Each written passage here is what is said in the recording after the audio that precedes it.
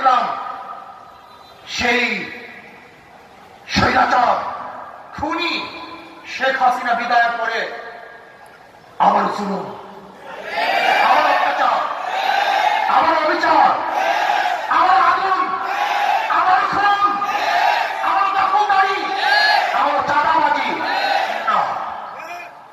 এই কারণেই আবু সাইদ রক্ত দেয় নেই, এই কারণেই মুক্ত রক্ত দেয় নেই, এই কারণে আমাদের হাজারো সংগঠনের ছেলেরা জীবন দেয় নেই, এই কারণে এদেশের মানুষ বন্ধ হয় নাই, এই কারণে এদেশের মানুষ রাস্তায় ঝাঁপিয়ে পড়ে নেই। আমরা আগুন সংগ্রাম বন্ধ করতে চাই। যমুনা রেফ্রিজারেটর, খাবার ফ্রেশ তো লাইফ জম্পেশ। কে আমার দল করে, কে অন্য দল করে, কে কালো আর কে সুন্দর, কে বড়লোক, কে গরিব, কে শিক্ষিত, কে মূর্খ, না, এরকম ভেদাভেদ আমরা চাই না। কে মুসলমান, কে হিন্দু, কে খ্রিস্টান, এই ধর্মীয় বৈষম্যতা আমরা চাই না। এদেশের প্রত্যেকটা নাগরিকের অধিকার সমান থাকবে। আমরা সবাই বাংলাদেশী, আমরা সবাই বাংলাদেশের নাগরিক। আর স্বাধীনতা এবং জুলুম নির্যাতনের ব্যাপারে একমাত্র ক্রান্তি দিতে পারে ইসলাম। ইসলামের বাহিরে কোন নীতি আদর্শ সম্মত স্থাপন করতে পারে না, মানুষের অধিকারকে ফিরিয়ে দিতে পারে না। আসুন, আমাদের কর্ম শেষ নয়, আমাদের কর্ম এখনো অনেক বাকি আছে। সমস্ত মানুষের দাঁড়ে দাঁড়িয়ে যেতে হবে, মানুষের সেবায় আমাদের আত্মাকে উৎসর্গ করতে হবে। ইসলামী আন্দোলন বাংলাদেশের প্রত্যেক মানুষের নিয়ে হাত থাকতে হবে। আমরা একজন সেবক, আমরা জালেম নই। আমরা জালেমদের বিচার চাই, অবৈধ খুনের বিচার চাই, কিন্তু নিরাপদ লোক যেন কোনো অবস্থাতেই জুলুমের শিকার না হয় সেইভাবেও আমাদের খেয়াল রাখতে হবে।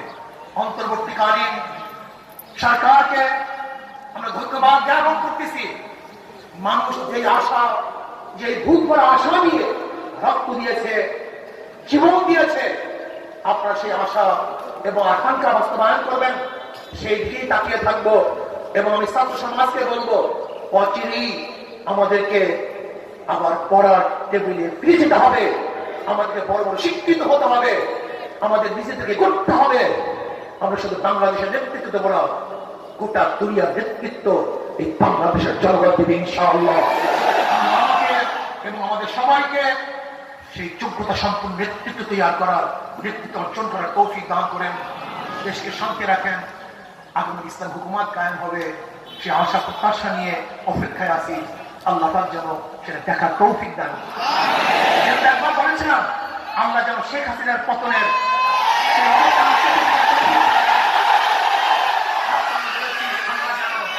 আমাদেরকে সেই ইসলাম হুকুমত চোখে দেখার তৌফিক দান করেন।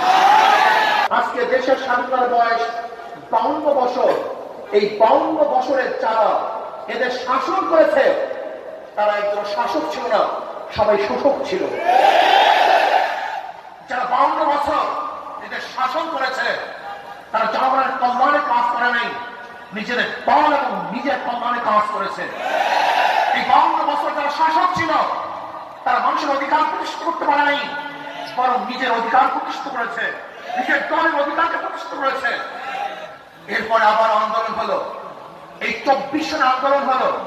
আপনারা আন্দোলনে শরীর ছিলেন, মনে রাখতে হবে। বৈষম্য বিরোধী আন্দোলনের ছাত্রদের প্রথম ভূমিকা ছিল।